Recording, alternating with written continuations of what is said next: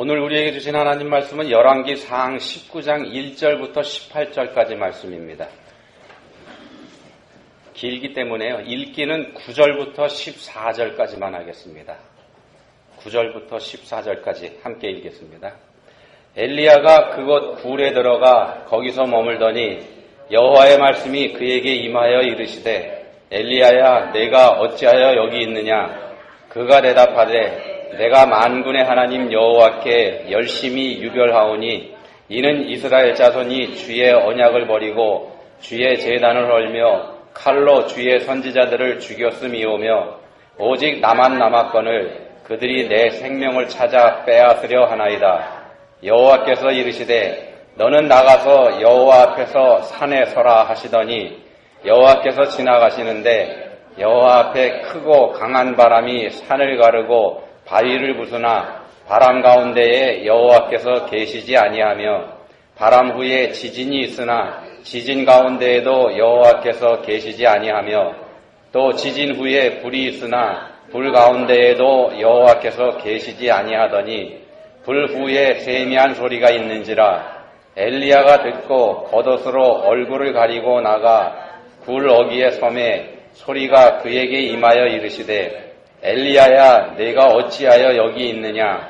그가 대답하되 내가 만군의 하나님 여호와께 열심히 유별하오니 이는 이스라엘 자손이 주의 언약을 버리고 주의 제단을 헐며 칼로 주의 선지자들을 죽였음이오며 오직 나만 남았거늘 그들이 내 생명을 찾아 빼앗으려 하나이다. 아멘. 얼마 전에 제가 짧은 글을 하나 읽은 게 있는데 제목이 이렇게 되어 있습니다. 하나님, 이게 옳은 일이잖아요. 이게 제목입니다. 거기서 뭐라 그랬냐면요. 사람은 성숙해가는 과정에서 판단과 행동을 하는 기준이 변한다고 했습니다.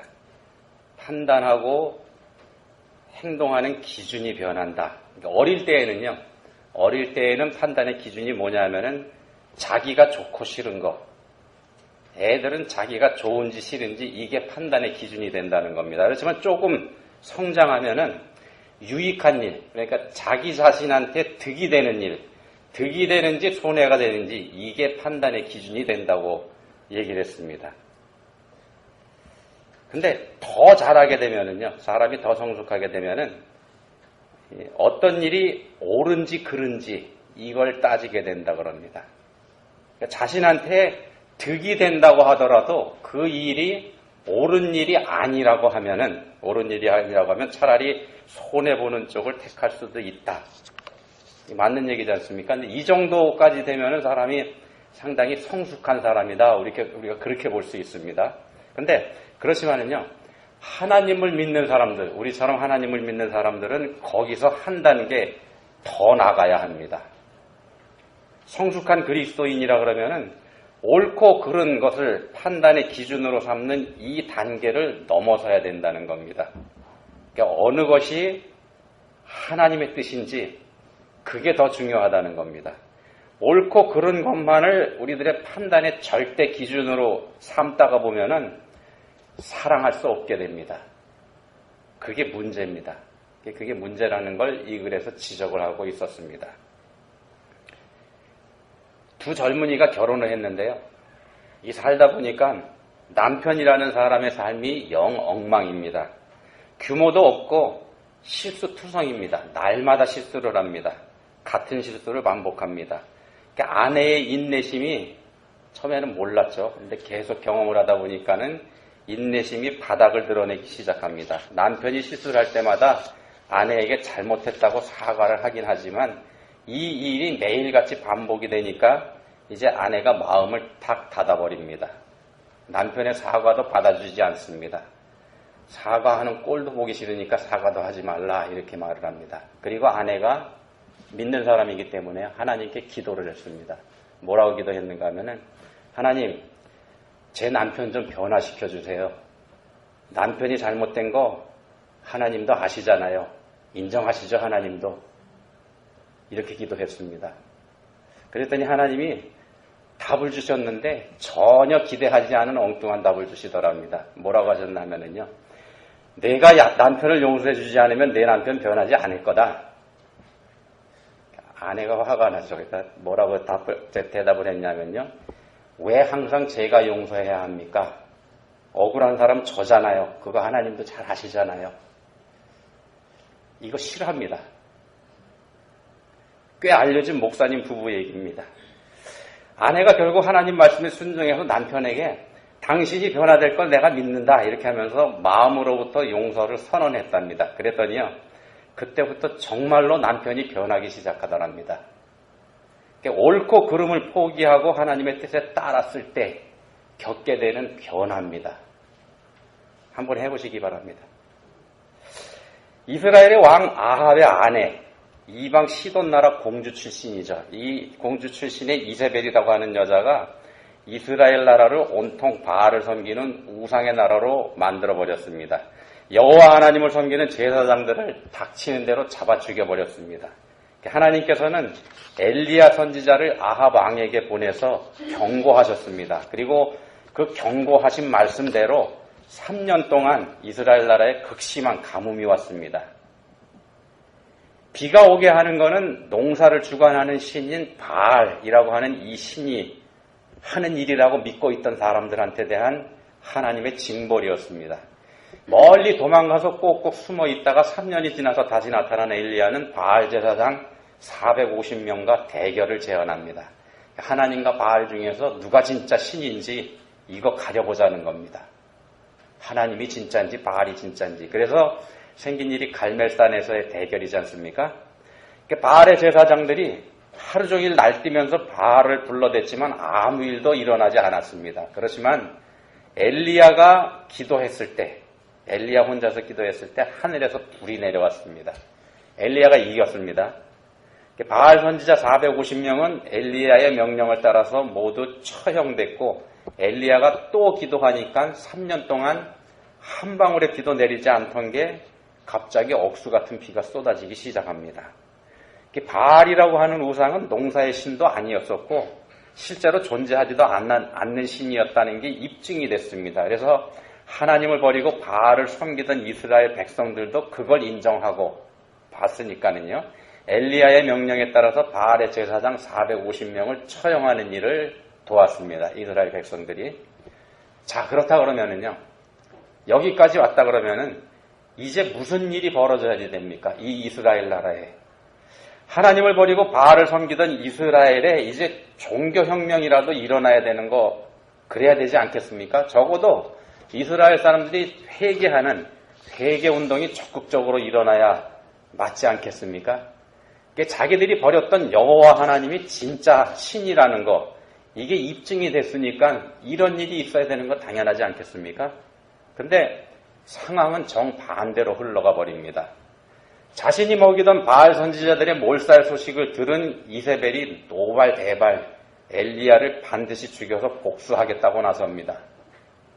의회의 방향으로 이 사태가 전개되니까 엘리야 선지자는 목숨을 부지하기 위해서 36개 주랭랑을 놓습니다.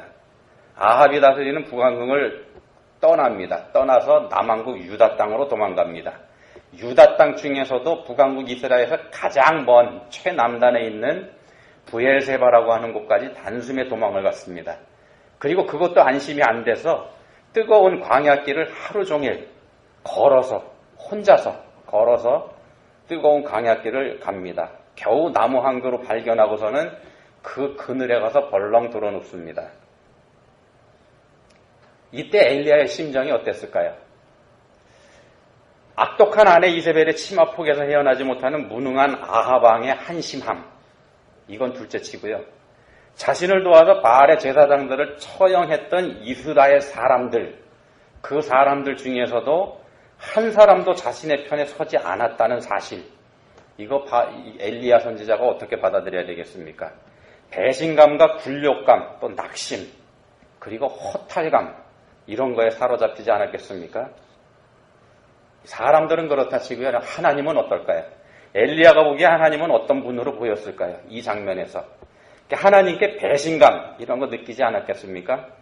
하나님께 얼마나 서운한 마음을 이 엘리야가 가졌을까요? 전능하신 하나님이 어떻게 자신을 이 지경에 빠지도록 내버려 두실까? 이런 생각이 엘리야를 사로잡았을 것 같지 않겠습니까? 바로 얼마 전에 자기가 바로 하늘에서 불이 내리게 하는 그런 기적을 행했던 사람인데 말입니다. 우리도 신앙생활 하다 보면 이런 상황을 종종 겪게 되기 때문에 이 말씀을 드립니다. 이만하면, 내가 이만했으면은 하나님 마음에 꼭 들 거다, 이런 자부심 갖게 되는 때 우리에게도 있습니다. 분명하게 하나님께서 나와 함께 해주셨다고 인정할 만한 체험을 우리가 할 때도 있습니다. 이런 때에는 신앙생활을 하는 보람을 우리가 느끼게 되고, 그럴 때에는요, 순교라도 할 수 있을 것처럼 충만한 상태가 되기도 합니다. 우리가 그래도 한두 번 정도는 이런 거 경험했었습니다. 여러분들 다 그런 경험이 있습니다. 그렇지만 한번 생각해 보십시오. 그런 일이 있고 나서 무엇이 어떻게 달라졌습니까? 여러분들한테 여러분의 삶에서 엄청난 변화가 생겼고 성령 충만한 삶을 그때부터 살게 되셨는지요? 그런 일이 있었다는 기억조차 아마 없으실 겁니다. 그죠? 나한테는 그런 일 없었다, 이렇게 생각하시는 분들 다 잊어먹으신 분들입니다. 옳은 것과 하나님의 뜻, 옳은 것과 하나님의 뜻에 차이가 있습니다. 하나님의 뜻이 잘못되고 그릇된 일, 또 악한 일, 그럴 리는 없습니다. 옳은 일하고 하나님의 뜻이 다르다고 해서요, 그럴 일은 없습니다. 오해하지는 마시기 바랍니다. 엘리야는 분명히 옳은 일을 했습니다. 하나님 명령에 따라서 이스라엘의 극심한 가뭄의 징벌이 내릴 거라는 걸 선포했고, 자기가 선포한 대로 실제로 그렇게 됐습니다. 그리고 또 자신이 3년 뒤에 기도했을 때 그 극심한 가뭄이 끝나는 것, 그런 일도 있었습니다. 엘리야 자신이 직접 그 일을 했습니다. 하나님을 위해서 했습니다. 하나님 명령에 따라서. 생명의 위협을 받아가면서까지 그 일을 감당했습니다. 그렇다면 하나님께서도 그런 자신에게 뭔가 보답을 해주셔야 하지 않겠습니까? 그런 생각 엘리야가 했지 않았겠습니까? 우리가 그런 생각한다는 말씀드리고 있는 겁니다. 우리가 그렇게 생각을 하고 마음을 먹습니다. 이만하면 하나님께서도 나한테 복을 주셔야 하는 게 당연하다, 이렇게 생각할 때가 우리한테 종종 있다는 겁니다. 근데 결과는 우리가 기대하는 거하고는 정반대로 갑니다. 오히려 더 악한 이세벨에게 쫓기는 신세가 됐습니다. 좌우를 아무리 둘러봐도 내 편은 하나도 없습니다. 그래서 엘리야도 하나님께 항의합니다. 본문 10절에서 그리고 14절에도 보시면은 엘리야가 반복해서 하는 말이 있습니다. 오직 나만 남았거늘. 지금 이 상황이 말이 안 된다고 하는 겁니다. 본문 4절에 보시면은요, 엘리야가 이렇게 말합니다. 여호와여, 넉넉하오니 지금 내 생명을 거두시옵소서. 하나님한테 항의하는 겁니다. 차라리 이렇게 하실 거면 그냥 죽여주십시오, 이런 항의의 뜻이 이 말에 들어가 있습니다. 하나님을 위해서 옳은 일을 할 자신에게 이거 너무 하시는 거 아니냐, 이런 항의입니다. 이게 마치요, 이만하면 다른 사람들보다 나은 신앙생활을 하고 있다고 은근히 자부하는 우리가 생각하는 거하고 같습니다. 나보다 엉망으로 신앙생활하고 있는 저 아무개에 비해서 내 꼴이 이게 뭐냐, 이렇게 따지는 거, 또 내 열심이 얼마나 유별한데 하나님 그거 아시면서 왜 나를 이렇게 만드느냐, 하나님 틀렸습니다, 그렇게 하는 우리들하고 같다는 겁니다. 그런 엘리야하고 우리에게 하나님께서 물어보십니다. 뭐라고 물어보시냐면요, 내가 어찌하여 여기 있느냐, 본문 9절에서도 물어보시고 13절에서 또 물어보십니다. 무슨 뜻이냐면요, 네가 하나님 뜻을 알기나 하냐, 나 하나님의 생각이 왜 네 생각하고 같아야 되느냐. 하나님께서 11절에서 이렇게 말씀하십니다. 여호와께서 이르시되 너는 나가서 여호와 앞에 산에 서라. 여호와 앞에 서라. 하나님 앞에 서라고 하셨습니다. 엘리야가 섰습니다. 그리고 하나님께서는 엘리야 앞에서 산을 가르고 바위가 부서질 정도의 엄청난 바람이 불게 하십니다. 엄청난 바람입니다. 근데 그뿐입니다. 바람이 그치자 아무 일도 없었습니다. 언제 그랬냐는 듯이 온 세상이 다시 조용해졌습니다. 그 다음에는 이번에는 지축이 흔들리는 엄청난 지진이 있습니다.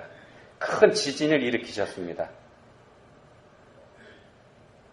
그것도 그걸로 그만입니다. 지진이 멎자 역시 아무 일도 없었습니다. 조용해졌습니다. 이번에는 온 산이 불길에 휩싸입니다. 금방 무슨 일이 일어날 것 같습니다. 그렇지만 불길이 멎자 역시 아무 일도 일어나지 않았습니다. 아무 일 없습니다. 엘리야는 사르밧 과부의 죽었던 아이를 다시 살려주는 일을 직접 행한 바가 있습니다. 죽었던 사람을 살렸습니다. 갈멜산에서는 아까 말씀드린 것처럼 하늘에서 불이 내려오는 기적을 행하기도 했습니다. 또 자기가 간절히 기도했을 때 3년 동안 한 방울도 내리지 않은 비가 억수같이 쏟아지기 시작했습니다. 그런 사람입니다. 엘리야가. 그야말로 천지가 개벽하는 기적을 직접 행한 사람이 바로 이 엘리야입니다. 그런 엘리야에게 하나님께서 물으십니다. 그래, 그런 기적을 통해서 내가 이룬 게 뭐냐? 그 일을 보고서, 그런 기적을 보고서, 네가 행한 그 기적을 보고서 우상을 숭배하던 이스라엘이 하나님께 돌아왔느냐? 아니, 그 일 때문에 회개한 사람이 하나라도 있었느냐? 이거 물으십니다. 없었습니다. 이런 엄청난 기적이 일어난다 그러면 모두가 하나님께 굴복할 것 같았는데 아니라는 겁니다. 한 사람도 없었습니다. 그렇다면 그 엄청난 기적이 일어난들 무슨 의미가 있겠냐는 겁니다. 하나님께서 그걸 질문하십니다. 하나님의 능력은요, 기적 속에 있는 것이 아니다 이 말씀을 여기서 하고 계십니다. 사람들을 변화시키는 능력은 세미하게 들려오는 하나님의 말씀에 있다는 것, 이걸 하나님께서 깨우쳐주고 계십니다. 하나님의 능력은 말씀 가운데 있습니다. 기적 속에 능력이 있는 거 아닙니다. 우리가 방언을 하거나 병고침을 받는 은사를 체험하거나 또 우리 삶에서 실제로 기적이 일어나는 체험을 한다 그러면은 그것 때문에 우리의 믿음이 견고해질 것처럼 우리가 생각하지만 그렇지 않다는 겁니다. 기적을 체험한다고 해서 우리의 믿음이 견고해지는 것 절대 아닙니다. 오히려 그런 일을 겪고 나서도 우리의 삶에 아무 변화가 일어나지 않는다 그러면은 오히려 지금 내 생명을 차라리 거두어 가십시오. 이런 불경스러운 말이나 하게 된다는 겁니다. 말씀이 능력입니다. 하나님의 능력은 말씀 안에 있습니다. 근데 문제는 그 말씀이 우리에게 세미하게 들려온다는 겁니다. 본문 12절에 보시면은 세미한 소리 이렇게 되어 있습니다. 이 말을 직역을 하면은요, 부드러운 침묵의 소리 이렇게 됩니다. 부드러운 침묵의 소리, 거의 들리지 않는 소리 또는 겨우 알아들을 정도의 아주 작은 소리 이런 뜻입니다. 귀로 듣는 소리가 아니라 영혼으로 들리는 소리 이렇게 볼 수도 있습니다. 그런 소리 가운데에 하나님이 계신다는 겁니다. 천지가 진동하는 기적 가운데 계신 게 아니고 이게요 엘리야에게는 정말 알아듣기 힘든 소리입니다. 왜냐하면 천지가 개벽하는 기적과 함께 하나님의 일을 해온 사람이 엘리야이기 때문에 그렇습니다. 이 사람이 하나님을 만났던 방법은 천지가 개벽하는 방법이었습니다. 근데 하나님께서 알아듣지도 못할 작은 소리로 찾아오십니다. 우리에게도 마찬가지입니다. 우리가 알고 있고 우리가 기대하고 있는 방식으로 우리에게 말씀을 주시면 좋겠는데 그렇지 않다는 겁니다. 기적을 고대하는 우리에게 하나님께서는 우리가 알아듣지도 못할 세미한 소리로 대답해 주시는 경우가 너무 많다는 겁니다. 그래서 우리가 불평하게 됩니다.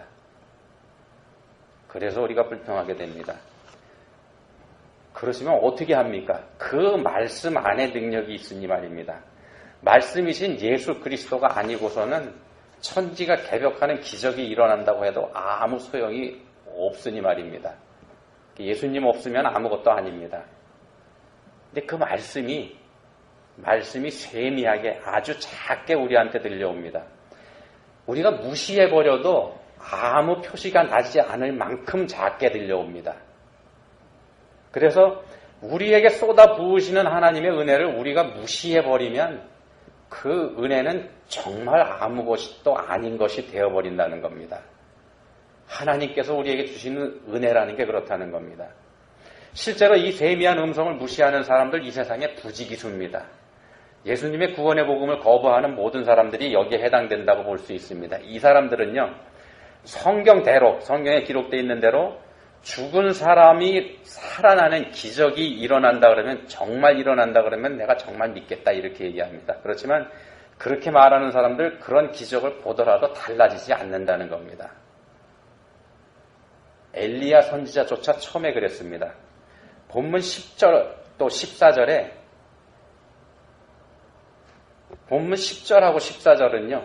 하나님께서 내가 어찌하여 여기 있느냐 이렇게 물으시는 하나님의 질문에 대한 엘리야 선지자의 대답입니다. 두 절이 10절과 14절이 토시 하나 틀리지 않고 똑같습니다. 두 번이나 하나님께서 물으셨지만 여전히 엘리야 선지자가 깨닫지 못하고 똑같은 말을 하고 있다는 겁니다. 토시 하나 틀리지 않게요.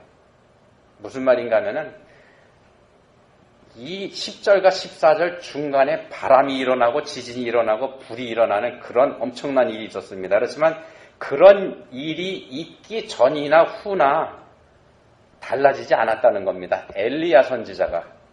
그러면서 오직 나만 남았건을 이 말만 하고 있다는 겁니다. 자기 입장만 내세우고 있습니다. 나만 남았다고. 그런 엘리야에게 하나님께서는 너 말고도 7,000명이나 더 남아있다. 이거 알게 하십니다. 엘리야가 잘못 알고 있다는 거 깨우쳐주고 계시는 거죠. 그리고 일의 결국을 알려주고 계십니다. 앞으로 상황이 어떻게 전개될지 하나님께서 세미한 음성, 말씀을 통해서 주시는 게 바로 이겁니다. 하나님께서는 기적을 보고서도 여전히 마음의 문을 닫아걸은 이스라엘을 심판하시겠다고 말씀하십니다. 아람 나라를 통해서 이스라엘을 심판하실 거고 예후를 통해서 아합의 집을 심판하실 거고 그리고 엘리사를 세워서 계속 경고의 말씀을 전하시겠다 이렇게 말씀하십니다. 장차 세상이 어떻게 되어갈지 알게 된 엘리야 말씀을 통해서 알게 됐죠. 그 엘리야는 그때야 비로소 잠잠해질 수가 있었습니다. 그렇다 그러면요 우리도 일의 결국을 알게 되면 잠잠해질 수 있습니다. 그런데 우리는 이미 일의 결국을 알고 있는 사람들입니다. 말씀을 통해서 말입니다. 성경은 우리에게 세상의 끝이 있음을 가르쳐주고 있습니다. 예수님께서 재림하시는 날 이 세상은 종말을 고하게 됩니다. 우리에게는 새 하늘과 새 땅이 열린다. 이렇게 분명하게 가르쳐주고 있습니다. 그 사실 우리가 알고 있습니다. 이미. 그렇다고 한다 그러면은요. 일의 결국을 알고 있는 우리들입니다. 그런 우리들이 어떤 자세로 살아야 되겠습니까? 하나님의 이 세미한 음성을 들은 엘리야는 더 이상 하늘에서 내려오는 불도 또 죽은 사람을 살려내는 기적도 더 이상 행하지 않았습니다. 성경 잘 읽어보시면 이후에 엘리야는 그런 일을 하지 않았습니다. 그리고 그런 엘리야를 하나님께서는 선지자 중에 대표, 선지자 중에 선지자로 인정을 하시게 됩니다. 죽지 않고 하늘로 올라가는 영광스러운 자리에 그를 세우십니다. 모든 구약 선지자의 대표로서 변화산에서 예수님을 만나는 자리에 이 엘리야를 세워주십니다. 그렇게 하나님께서 갚아주십니다. 한국에서는요, 요즘 젊은 세대를 가리켜서 3포 세대, 5포 세대, 7포 세대 이런 말씀합니다. 들어보셨죠? 3가지를 포기한 세대, 5가지를 포기한 세대 이렇게 됩니다. 연애, 결혼, 출산 이 3가지를 포기한 세대가 3포 세대입니다. 이 3가지에다가 인간관계도 포기하고 집도 포기하는 5포 세대입니다. 이 5가지에다가 꿈과 희망까지 포기한 세대가 7포 세대입니다. 우리 시대의 암울함을 그대로 드러내고 있는 그런 말이죠.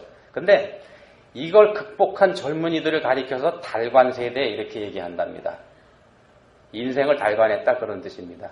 근데 그렇지만은요, 이 사실은 이 달관했다는 이 말이 적게 벌더라도 나만의 시간을 가지고 행복감을 느끼는 세대. 조금 벌더라도 나만의 시간을 가지고 행복감을 느끼는 세대. 이런 뜻입니다. 이 달관 세대라는 뜻이. 이걸 통달한 세대가 바로 달관 세대입니다. 개인적이고 이기적이라는 거 우리가 금방 알 수 있죠. 여전히 부정적인 말입니다. 근데 어떤 분은 이런 말을 합니다. 그렇게 3가지, 5가지, 7가지 그렇게 많이 포기할 필요 없다. 딱 한 가지만 포기하면 모든 문제가 다 해결된다. 그 딱 한 가지가 뭐냐 하면요. 편안한 삶. 편안한 삶입니다. 편안한 삶을 포기하면 3가지, 5가지, 7가지 포기할 필요 없답니다. 불편한 게 곧 불행한 건 아니다. 이런 말입니다. 불편한 게 불행한 거 아닙니다. 편안하고 달콤한 것만이 좋은 거 아니지 않습니까? 우리가 신앙생활 하거나 세상을 살다 보면은요, 불편한 거, 고통, 그게 꼭 나쁜 거 아닙니다. 신앙생활하는 우리들에게는 불편과 고통을 통해서 우리의 삶을 들여다보면은 거기서 하나님의 뜻을 발견할 수 있게 됩니다. 하나님께서는 오늘 이 자리에 있는 우리에게도 말씀하십니다. 내가 어찌하여 여기 있느냐? 뭐 그리 불만이 많으냐? 이 말씀입니다. 우리의 심령 깊숙한 곳에서 아주 작은 소리로 말씀하시는 하나님의 이 음성 들어보시기 바랍니다. 그 소리가 너무 작기 때문에요. 여러분들이 우리가 침묵하기 전에는 절대 들을 수 없는 소리, 우리가 침묵하기 전에는 절대 들을 수 없는 소리라는 거, 이거 잊지 마시기 바랍니다. 엘리야가 이 세미한 소리를 듣기 위해서는요, 광야로 나가야만 했습니다. 하늘에서 불이 내려오는 갈멜산에서도, 또 세상의 권세를 잡고 흔드는 아합과 이세벨의 궁궐에서도 이 소리 들을 수 없었습니다. 심지어 이스라엘 나라의 가장 남쪽 끝에 있는 조용한 시골 마을 부엘세바, 여기서도 이 세미한 음성은 들을 수가 없었습니다. 주변이 여전히 시끄럽기 때문입니다. 세상 삶의 잡음이 너무 심하기 때문입니다. 세상 욕심의 잡음이 여전히 있기 때문에 그렇습니다. 그래서 엘리야로서는 아무도 없는 하룻길의 광야 더 들어가야 됐고요. 거기서도 40주 40야를 더 가서 하나님의 산 호렙에 섰을 때에야 비로소 이 소리를 들을 수가 있었습니다. 우리들도 광야로 나가야만 이 소리를 들을 수 있다는 말이 됩니다. 하나님 앞에 서야 비로소 들을 수 있는 소리가 바로 이 세미한 소리입니다. 우리가 잘했다고 자부하는 것들, 하나님께서 이건 칭찬해 주셔야 된다고 생각하는 것들, 사실은 하나님 앞에서 부끄러운 거라는 거, 이거 느껴질 때, 또 내가 옳다고 믿는 거, 이거 말고 하나님의 뜻을 먼저 구하게 될 때, 그때 우리가 비로소 들을 수 있는 소리가 바로 이 세미한 소리라는 겁니다. 여러분들 마음을 열어보시기 바랍니다. 여러분 생각을 전적으로 하나님께 맡겨보시기 바랍니다. 하나님께서 원하시는 게 뭔지 한번 찾아보시기 바랍니다. 그거 찾으시면 세상이 달라집니다. 하나님 아버지, 저희는 듣기보다는 말하기를 좋아합니다. 저희들의 주장을 내세웁니다. 저희들의 생각이 옳기 때문입니다. 그렇지만 그런 저희의 생각이 하나님의 뜻과 다를 수 있다는 걸 알게 해주셨습니다. 이제는 저희들의 주장을 접고 세미하게 들려오는 하나님 말씀 들을 수 있기 원합니다. 하나님의 뜻을 알기 원합니다. 말씀이신 예수님과 늘 함께 할 수 있기 원합니다. 저희를 도와주십시오. 예수님 이름으로 기도합니다. 아멘.